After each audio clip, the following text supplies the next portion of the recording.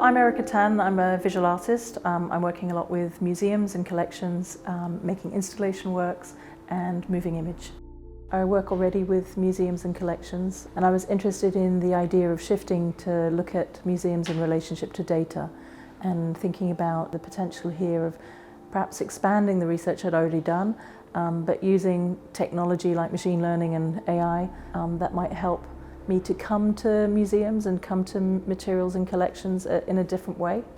The research takes me through material and it sort of takes me on a journey. Every time I've encountered working with museums, I'm usually pushed to have to try and turn my practice on its head, as in know what I want before I go into a space. So the work from the residency is going to be a kind of hybrid between a physical object, a kind of live database piece of work, and a lot of it's going to be sound related. And the final piece will be this instrument plus various elements of archival material that comes straight from the archives, a film that I'm making. Where I've arrived at is working with the Southeast Asian material from the Tate and the Wellcome collection. And for me, the Tate is looking at modern and contemporary art, and the Wellcome is often dealing with health and wellness. So going back to the idea of collections and art canons and nations.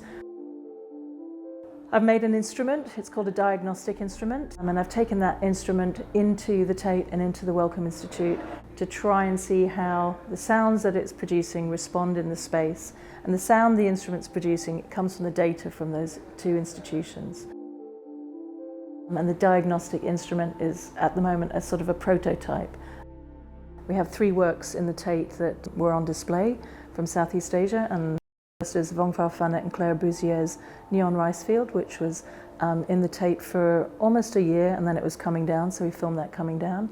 And I worked with Chanthila, the daughter, to film this work, so there was a kind of connection between who was filming and the objects that were there. And Kim Lim's piece of work, Sphinx, is on display, and I recently made a piece of work that connected with Kim Lim, so I was also incorporated into the piece of work.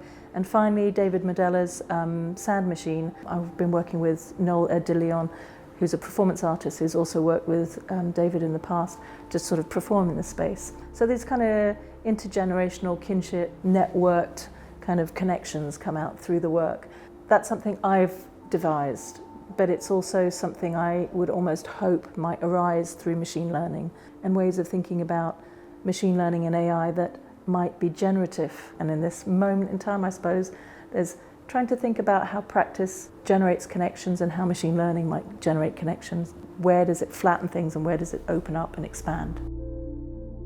So one of the research questions was around surfacing bias or surfacing histories that we might not already know about. And one of the things I'm trying to do in the work is also make a connection between historical material and contemporary material. So between museums that hold perhaps a material culture or kind of ethnographic material to material that holds fine art, and think about also the amount of material in those museums in terms of Southeast Asian material, and then the kind of poverty of the collection within the contemporary art field.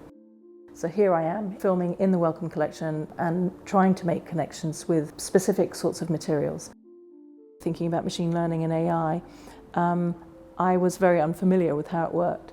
So in many respects, this project has been me getting to terms with what actually is machine learning and how can it be interesting and useful for me. And some of that's been quite difficult. Probably that's one of the key things, is how do we work with machine learning? How do we work with AI? How do we try and uncover in large sets of information?